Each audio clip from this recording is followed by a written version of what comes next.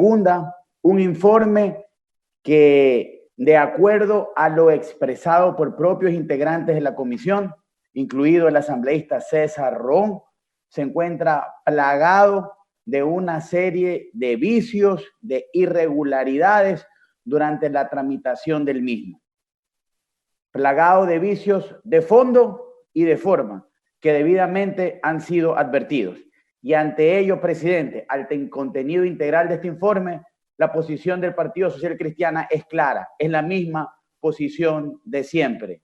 No a más impuestos de ninguna naturaleza, no a impuestos al salario de trabajadores públicos y privados, como lo contempla el artículo 3 del proyecto, no a impuestos a los trabajadores independientes, como también lo establece ese artículo 3, no a impuestos a las sociedades y empresas, como lo señala el artículo 4 de este proyecto de ley, de esta mal llamada ley humanitaria, que de humanitaria y solidaria tan solo tiene su título. Y en relación a esta meta planteada por el gobierno de recaudar 1.200 millones para atravesar, para poder sortear los efectos durante y posteriormente a unas semanas a la declaratoria de estado de emergencia de la pandemia del COVID, nosotros también en un informe de minoría expusimos de manera clara, detallada y sucinta cuál es el camino para poder acceder a liquidez inmediata y también cuál es el camino a implementar de manera paralela para en lo de fondo poder verdaderamente reestructurar las finanzas del país que nos permitan pasar a un verdadero proceso de reactivación económica. Medidas que pueden ser aplicadas y tomadas sin ni siquiera tener la intervención de la Asamblea Nacional a través de una ley como la que hoy tiene al país complicado y expectante sobre lo que vayamos a hacer en materia de impuestos, fundamentalmente, y en materia laboral. Nuestra propuesta contenida en ese informe de minería permite en menos de 9 meses, que es el plazo que establece el gobierno para vía impuestos recaudar los 1.200 millones, nuestra propuesta permite tener liquidez en muchísimo menos tiempo. Simplemente cuestión de utilizar el cerebro, de tener voluntad y tener decisión, de verdaderamente sentar en la mesa de diálogo al gran sector productivo, a la banca, para que sí, comprando una emisión de documentos con valor tributario, el Estado ecuatoriano pueda tener la liquidez que hoy tanto necesita. Hemos sido claros, esta ley no puede contener ningún impuesto, absolutamente ninguno. Y señores asambleístas, una alerta para ustedes y para el país. Aprobar tan solo un impuesto es dejar la puerta abierta para que en el veto ese impuesto que va aprobado al presidente nos regrese a la Asamblea como una especie de nuevo caballo de Troya en el siglo XXI. Y ahí sí, perversamente, a través del veto, le metan al pueblo ecuatoriano todos los impuestos que durante el debate de esta ley y la aprobación de esta ley eventualmente no pudieron aprobar. Así es que cuidado, impuesto de ninguna naturaleza, eso sería dejar la puerta abierta para que cual caballo de Troya por la ventana sigan golpeando y metiéndole la mano al pueblo ecuatoriano. Este es un proyecto que el Ecuador entero lo ha cuestionado, los sectores productivos, los gremios, los trabajadores. Es un impuesto, es un proyecto de ley insultante que va en contravía, que va contra todo sentido de lógica, de sentido común, que atenta flagrante y abiertamente contra todo el ordenamiento jurídico, contra la Constitución e inclusive atenta en materia laboral contra tratados internacionales debidamente aprobados, ratificados y en vigencia por el Estado ecuatoriano.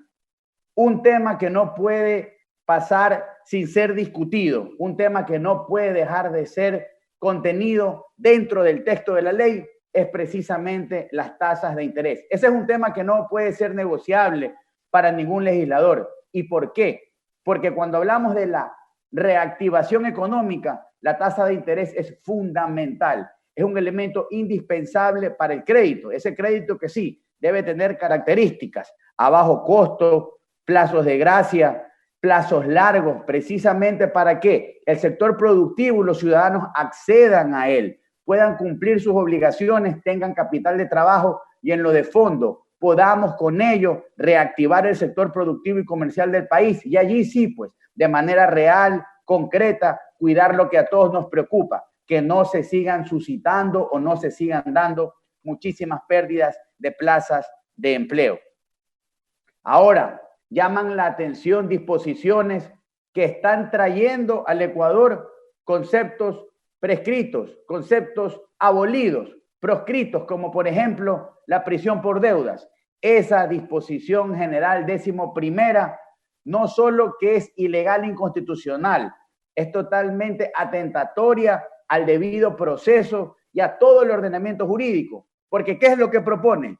Que no obstante del cobro de estos impuestos vía coactiva, como lo hace regularmente el SRI, entre paréntesis, incumplimientos que probablemente se van a dar porque ni el ciudadano ni la empresa tienen dinero, y me refiero al ciudadano, al trabajador autónomo, dicen claramente de manera expresa que podrían iniciar investigaciones por defraudación tributaria, es decir, que el ecuatoriano que no tiene dinero va a ser tratado como un delincuente, es decir, que el empresario ecuatoriano que genera trabajo y que confía en este país va a ser tratado como un delincuente. Eso no es posible y tenemos que señalarlo con energía y con frontalidad.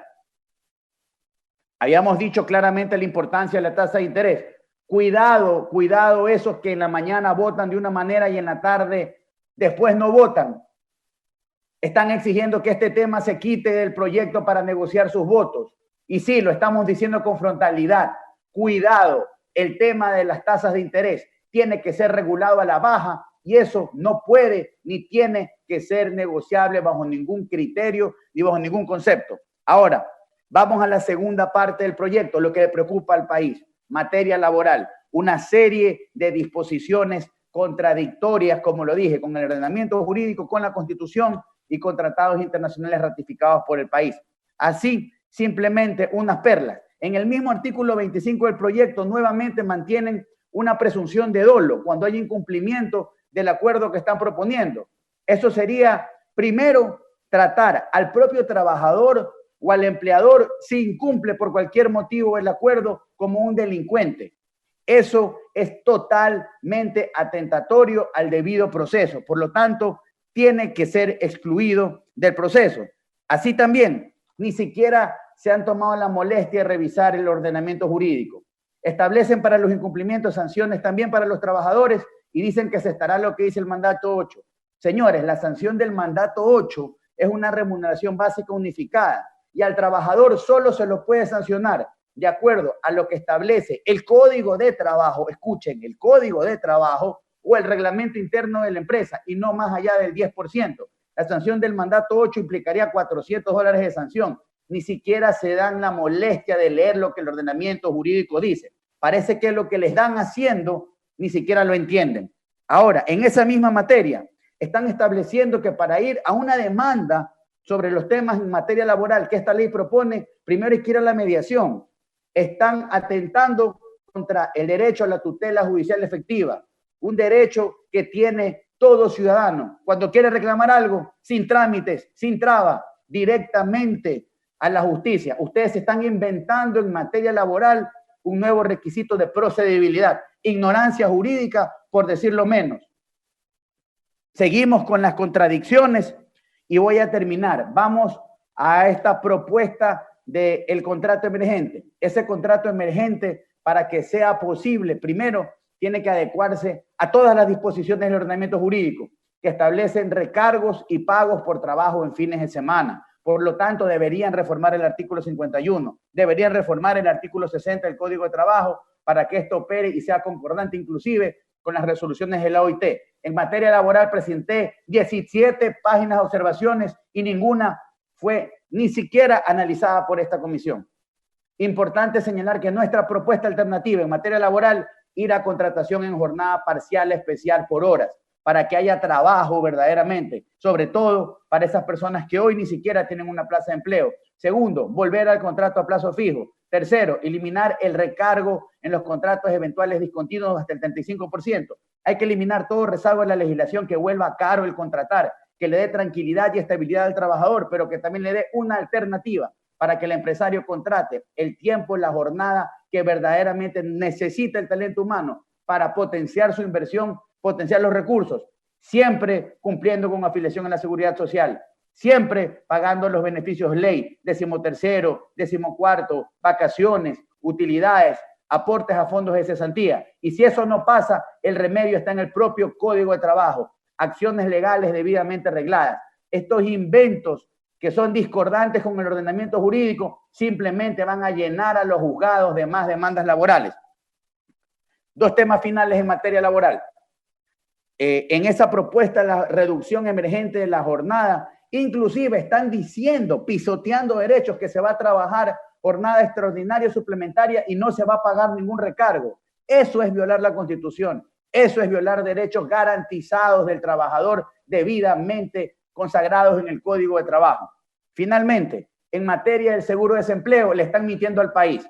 Si efectivamente quieren servir a esas personas que perdieron su trabajo hoy y deben acceder al seguro de desempleo, eliminen esa obligatoriedad que están poniendo en la ley de 6 aportes consecutivos. ¿Saben por qué? Porque hay personas que hoy han perdido su trabajo, pero estaban trabajando y sus patronos no aportaron por cualquier motivo, o porque se robaron el dinero o porque no tuvieron la liquidez para hacerlo. Pero esa persona que en su cálculo tuvo el descuento de ese valor, hoy tampoco podría acceder al seguro de desempleo. Así es que, si no le quieren mentir al país y verdaderamente quieren ayudar al desempleado, vamos a eliminar ese tema. Finalmente, señor presidente, señores asambleístas, cuidado, y lo decimos claramente, cuidado, están jugando a quemar tiempo y que por errores esto pase por el Ministerio de la Ley. Si esto pasa por el Ministerio de la Ley, vamos a joder al Ecuador. Ustedes serán los directamente responsables, los que permitan eso. Y ahí sí, esta asamblea, sin amenazas de muerte cruzada, se va a ir a la casa, porque los ciudadanos los van a ir a sentar, los van a ir a incendiar, los van a sacar de esa curul. Esta ley, sin perjuicio de nuestra presentación de informe minoría, tiene que ser archivada. Si no se excluye todo aquello en materia laboral que han propuesto indebidamente, inconstitucionalmente, y si no se excluye todo aquello que tenga que ver con impuestos. Ya no quememos tiempo como están haciendo con la otra ley. Tenemos que tratar el tema con seriedad. Ambas leyes, reordenamiento de finanzas públicas, errores de fondo y de forma, también tiene que ser archivada. Esta ley, si queremos verdaderamente servir al país, solo tiene una parte buena, determinados beneficios que habría que excluirlos. Y si es archivada, se los puede tramitar con un compromiso legislativo en los mismos 30 días, sin tener que siquiera pensar medidas que le buscan meter la mano directamente al bolsillo de los ciudadanos. Esa es la posición del Partido Social Cristiano. No impuestos de ninguna naturaleza, archivo de esta ley. Gracias, señor presidente, señores asambleístas. Concluye así la intervención del asambleísta por Guayas, Vicente Tayano, quien al final señaló que esta